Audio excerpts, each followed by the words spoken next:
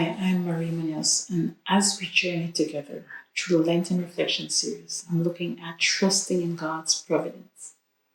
And to add definition to the 4 points I'd like to share, we will look at the parable of the 5 loaves and 2 fishes.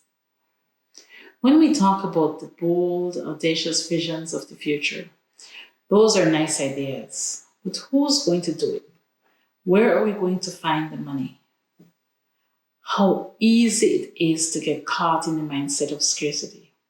It never feels like there is enough money, or talent, or even time.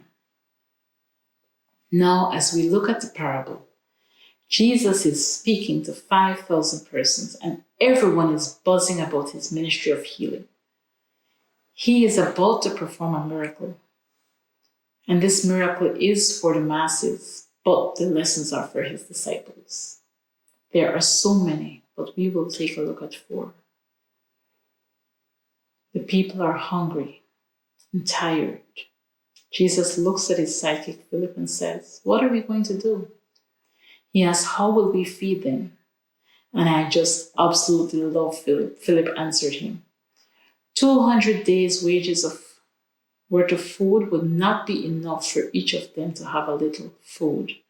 And in fact, he wants to send the people away. Here goes lesson number 1. Never judge your problems in the light of your meager resources. Our God is a God of abundance. Our faith invites us to look beyond our limited understanding of what's real to encounter what is possible with God. It's a stretch outside of the realm of possibilities that we see in our natural circumstances. One of my favorite worship songs says, "Not by might, not by power, by your Spirit, Lord." Many times we are trapped by what we see. But what we see might just be the seed that God is looking for to do his massive multiplication. What we start with is not what he wants us to finish with. God wants to be invited into our need. And sometimes that is a question. And other times it's a problem. Always it's a door.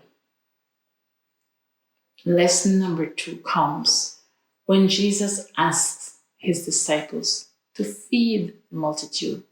No, don't send them away. But in fact, see what they have. What is in your hands? Yes. This implies that the solution was at hand. Yes, let's look again, see what we have, not what we don't have. That is when they discovered the young man with the loaves and the fishes. Lesson number 3. One of my favorite, surrender.